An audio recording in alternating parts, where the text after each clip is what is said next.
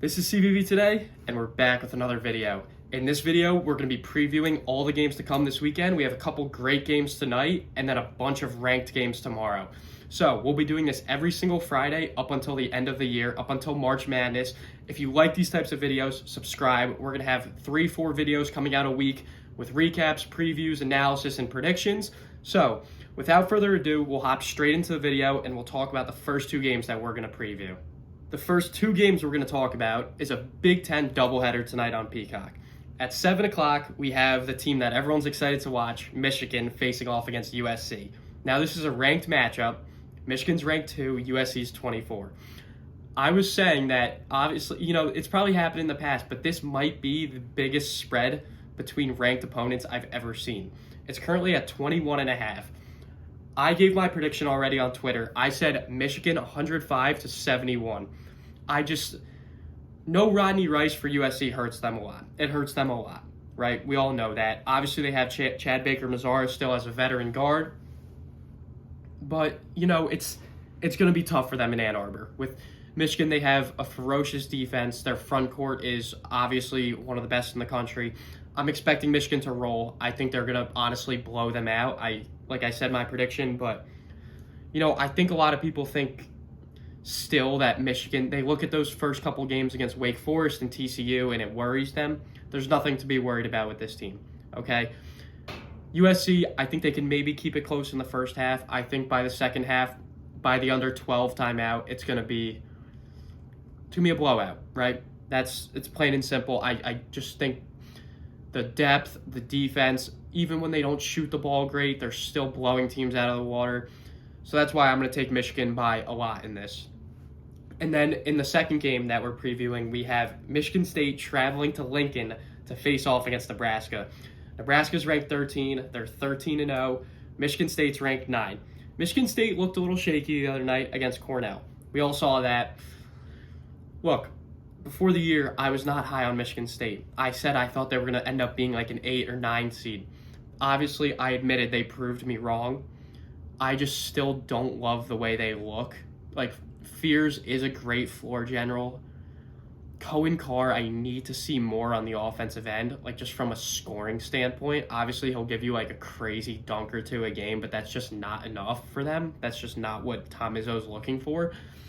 They got to get Kohler more three-point shots. Like, the improvement he's shown from, his first couple years in East Lansing, and obviously it has a lot to do with just an increase in playing time, but he is a more than capable. He is a good three-point shooter. They're going to need Carson Cooper to have a really good game down low. They're going to need stuff from, Ford, Kurtang. I think Izzo's still working out the rotation a bit. But yeah, I'm going to take Nebraska in that. And I think, they're favored by 1.5 right now. And in a game like this, usually the team at home, when the teams are this closely ranked, is favored by more like 4 or 5. So I think the general consensus is Michigan State is the better team, and that they have the name brand, they're the blue blood. But when I watch these teams, I just think Nebraska's the better team, and you're going to give me them on the home court, I'm going to take Nebraska. So for the two Big Ten games tonight, not the only two, but in the Peacock doubleheader, I'm going to take Nebraska and Michigan. And I'm very confident on Michigan. Nebraska, Michigan State, that should be a great game. That should be, if you're not doing anything at 9 o'clock Eastern, watch that game. Watch that game. It'll be good basketball. It'll be fun. It's two top 13 teams. If Nebraska wins, they have to be in the top 10 next week. So those are my first two previews, and then we'll hop into the slate tomorrow. We're going to start off with some of the SEC games. Now, these games are good. These games are really good. They're not as good as people might have thought they were before the season if they had this date scheduled on their calendar. Because, for example, we have Kentucky at Alabama, right? People probably thought this would be a top 15 matchup, maybe top 10 matchup, but this is still going to be a high-level matchup. Kentucky's finally starting to get healthy. We saw Jaden Quaintance came back. Alabama, they've played a gauntlet of a schedule, right? This game being at home is big for them. I'm expecting, obviously I think everyone's expecting a high-scoring game. I think Alabama will probably be favored by 7 or 8 points. I'm going to go out on a limb. I'm going to take Kentucky. I think moving forward, Mark Pope knows that these games against high SEC opponents are must win. They are must win for their resume. If they want to play their way back into a top 5-4 seed in March, they need to win some of these games and get those quad 1A, road wins.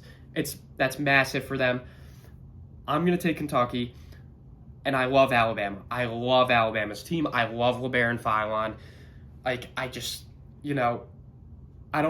Alabama could literally win this game by 25 points. They could. It's that possible. It's happened against Kentucky this season when they play Gonzaga, Michigan State. It happens. So, look, this could be a bad prediction, but I think the Kentucky game against St. John's, against Indiana, I think it was the start of a new leaf for this Kentucky squad, and I think they're going to continue that against Alabama. So, I'll take Kentucky to win 92-85. That's my prediction for that game. And then we'll move on to, I'll talk about this one shortly, Auburn at Georgia. This is another game where you kind of thought the teams would be flipped. Auburn would be ranked, Georgia wouldn't, but Georgia's been a pleasant surprise, and Auburn has been, in my eyes, a disaster. Obviously, their record isn't as bad as I'm making it out to be. I have predicted I don't think Auburn is a tournament team. I think they're going to play their way out of the tournament, which is a pretty hot take, but look, I like Georgia in this, right? At home, this is the type of game where whoever's at home, I'm taking to win, right? We've said it's hard to win on the road in college basketball. They have the talent to do so. I just still think they are meshing as a team. I don't think they're fully there yet. I think Stephen Pearl will get them there. I just don't think they're there, and that's why I'm going to take Georgia at home. They'll probably be, again, favored by 5 to 8 points. I'm not in the business of picking spreads, but I will take Georgia in that. And then the last SEC game I want to talk about is 19 Tennessee against 18 Arkansas. I have talked about Arkansas a lot. I love this Arkansas team. I fell in love with them against Texas Tech. I saw them play at Prudential Center against Houston, and although they didn't have the best game, Darius Akoff showed out. Malik Ewan off the bench, he's a big piece for them. He's a big X factor.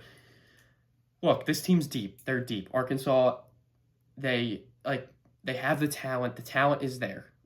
Calipari's a great coach. He knows how to get the talent there, and then once he gets the talent to just play like Billy Richmond, Carter Knox, Malik Thomas, Darius Akoff, DJ Wagner, you have these guys that are so good, and I think DJ Wagner's bought into kind of taking a back seat to Darius Akoff in the front court, playing a lot off the ball, which he wasn't doing his first 2 years.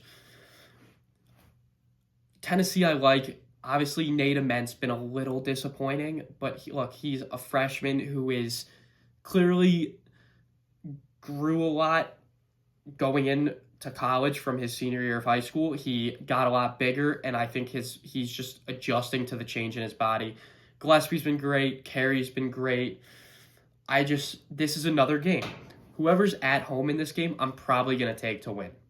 With that being said, I think Arkansas is going to be favored by more than people think. I don't think this will be a 3-point spread. I think this might be closer to a 10-point spread than a 3-point spread. I think Arkansas wins this. I think their guards are just too much. Darius Akoff, I'm tuned into that game to watch Darius Akoff. I love him so much. And I love Malik Thomas. I really hope Malik Thomas, he had a great game against James Madison the other day. I hope he can build off of that because he was in a little bit of a slump recently, and he's too good to, Arkansas is going to need, if he can be that scorer off the bench that can just come in, light it up, give you 20 points, that's going to be scary. So I'll take Arkansas in that game. I'll take them 92-77. I don't think the game's going to be as close as people think. So, yeah, those are the SEC games we'll talk about, and then we will move on to the Big 12. So now we'll talk about some of the Big 12 games tomorrow to just look out for which games might be the most interesting. I want to start off with Arizona at Utah. Now, this doesn't seem that crazy, but you got to talk about the number one team in the country whenever they're playing. And this is their Big 12 opener, just like all the other teams. I think a lot of people are expecting Arizona to go to BYU on January 26th at 20-0.